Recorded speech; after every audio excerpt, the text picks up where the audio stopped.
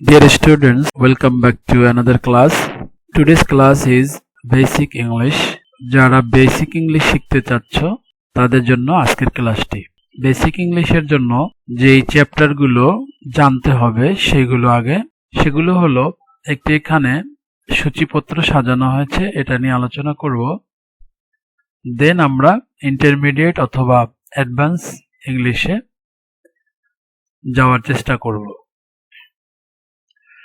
So তোমরা দেখতে পাচ্ছ এখানে একটি লিস্ট রয়েছে, that is table of content. Chapter 1-এ থাকবে এলিমেন্টারি গ্রামার। এলিমেন্টারি গ্রামার এখানে আলোচনা করা হবে মূলত প্রাথমিক গ্রামার। ইংরেজিতে যেই ফার্স্ট অফ অল যেই বিষয়গুলো আলোচনা করা হবে গ্রামারের, অর্থাৎ প্রাথমিক গ্রামার নিয়ে এখানে আলোচনা করা হবে। Then chapter 2 tenses at a glance.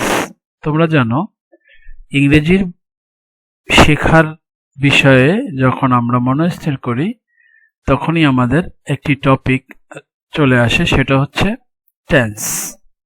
এখানে আলোচনা করা হবে টেন্সেস অ্যাট এ গ্লান্স, এক নজরে সবগুলো টেন্স। নেক্সট চ্যাপ্টার 3, এখানে একটি গুরুত্বপূর্ণ চ্যাপ্টার রয়েছে, গুরুত্বপূর্ণ পয়েন্ট রয়েছে। যে বিষয়টি যদি অজানা থাকে তাহলে একেবারে ইংরেজিতে আগানো সম্ভব নয়, সেটি হলো প্যাসিভ ফর্ম অফ। এখানে প্যাসিভ ফর্ম ইন ডিটেলস, অর্থাৎ এখানে ডিটেল অর্থাৎ বিস্তারিতভাবে প্যাসিভ ফর্মটা আলোচনা করা হবে। ভয়েসের যে প্যাসিভ ফর্মটা রয়েছে এটি এখানে আলোচনা করা হবে। নেক্সট চ্যাপ্টার 4-এ রয়েছে use of auxiliary and modal verbs. তোমরা জানো যে একটি সেন্টেন্সের প্রাণ হলো ভার্ব, আর এই ভার্বটি রয়েছে মূলত দুই ধরনের। এগুলো অনেকগুলো প্রকার রয়েছে ভার্বের, কিন্তু বেসিক্যালি যে দুইটা জিনিস জানতে হবে, দুইটা প্রকার, সেটা হলো auxiliaries and modal verbs. Simple auxiliary এবং তার সাথে মডাল ভার্বস, সবগুলোই অক্সিলিয়ারি, আর বাকিগুলো থাকবে প্রিন্সিপাল, সেটা অন্যত্র আলোচনা করা হবে। নেক্সট যে চ্যাপ্টারটি রয়েছে সেটি হলো active and passive forms in details. লক্ষ্য করো চ্যাপ্টার 3-তে শুধুমাত্র প্যাসিভ নিয়ে আলোচনা করা হবে। এটি স্পোকেন ইংলিশের জন্য খুবই উপকারে আসবে। এবং চ্যাপ্টার 4-এ আরো একটু বিস্তারিত আলোচনা করা হবে অ্যাক্টিভ এবং প্যাসিভ নিয়ে, পাশাপাশি দুটো নিয়ে আলোচনা করা হবে। Next chapter 6, the detailed uses of affirmative, negative, first participle, noun and adjective. এখানে এই কয়েকটি চ্যাপ্টার, কয়েকটি পয়েন্ট রয়েছে, কয়েকটি বিষয় রয়েছে, এই বিষয়ে বিস্তারিত আলোচনা করা হবে, যেগুলো না জানলে একেবারেই ইংরেজিতে ভালো করার কোনো সুযোগ নেই। So these are very important for students or beginner students, that is affirmative, negative, first participle of verb, noun and adjective. Next chapter 7, correction and rules of appropriate English. এটি খুবই গুরুত্বপূর্ণ এই কারণে যে আমরা বেশিরভাগ স্টুডেন্টরাই ইংরেজি জানলেও সেক্ষেত্রে আমাদের কিছু কমন মিস্টেক রয়েছে, অর্থাৎ সাধারণ ভুল রয়েছে। সেই ভুলগুলো এখানে ধরিয়ে দেওয়া হবে এবং সঠিক ইংরেজি আর যে রুলস রয়েছে এগুলো আলোচনা করা হবে এই চ্যাপ্টারে। Next chapter 8, sentences of similar meaning. এখানে আলোচনা করা হবে একই অর্থের বিভিন্ন সেন্টেন্স, এইগুলো এখানে আলোচনা করা হবে এবং শেখানো হবে।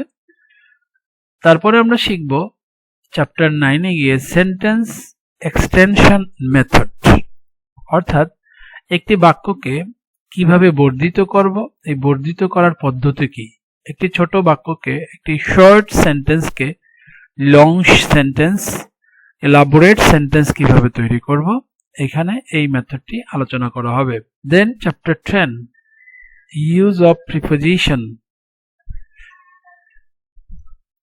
প্রিপোজিশন ব্যবহারের ক্ষেত্রে বেশিরভাগ ছেলেমেয়েরাই অনেক পেছনে রয়েছে, অর্থাৎ এই চ্যাপ্টার 9 and 10 এর মধ্যে একটা সম্পর্ক রয়েছে। যখন কোনো সেন্টেন্সকে আমরা এক্সটেনশন করব, বর্ধিত করব, মাস্ট আমাদের প্রয়োজন হবে সেটা হলো প্রিপোজিশন। প্রিপোজিশন প্রয়োজন হবে। So preposition is a very important part to learn English. Next chapter 11, idioms and phrases. এই চ্যাপ্টারটির ব্যবহার এখন নাই বললেই চলে। এজন্যই মূলত আমরা এক্সেপশনাল কোনো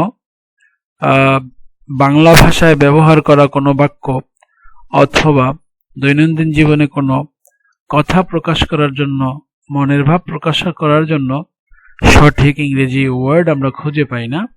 সেক্ষেত্রে ইডিয়মস অ্যান্ড ফ্রেজ হতে পারে যুগান্তকারী একটি সলিউশন।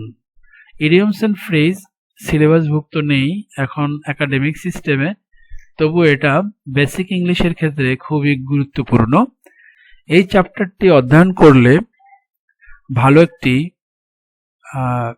জ্ঞান লাভ করা যাবে ইংরেজি শেখার ক্ষেত্রে।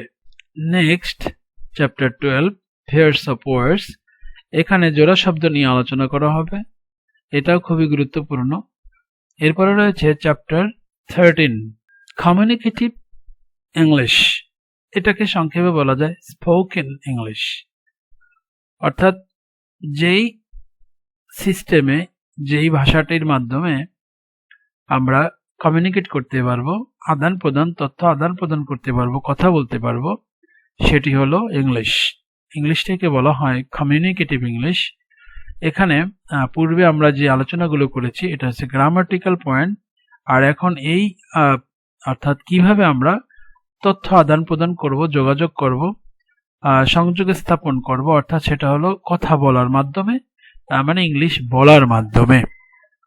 সেই জন্য এটাকে কমিউনিকেটিভ ইংলিশ অথবা বলা যায় স্পোকেন ইংলিশ। এই চ্যাপ্টারে একটি প্রাইমারি লেভেলের ধারণা দেওয়া হবে, কিন্তু স্পোকেন ইংলিশের ব্যাপক রয়েছে, কোর্স রয়েছে, বড় একটি কোর্স রয়েছে স্পোকেন ইংলিশের জন্য, সেটা পরবর্তীতে এই ক্লাসগুলো আলোচনা করা হবে। এখানে প্রাথমিকভাবে আলোচনা করা হবে কমিউনিকেটিভ অথবা স্পোকেন ইংলিশ সম্পর্কে।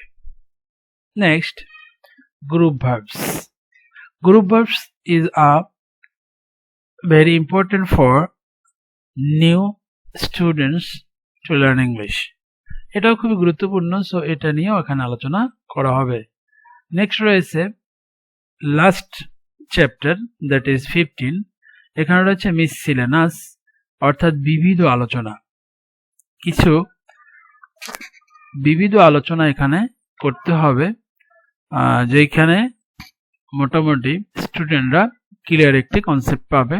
সেটা হতে পারে বিভিন্ন প্রকার ভার্বাল অ্যাডজেক্টিভ ওয়ার্ডের ব্যবহার, যে সমস্ত ভার্বের পর প্রেজেন্ট পার্টিসিপল বা আইএনজি যুক্ত হয় সেই ভার্বগুলো আলোচনা করা হবে এই মিসসেলেনাস এই চ্যাপ্টারে।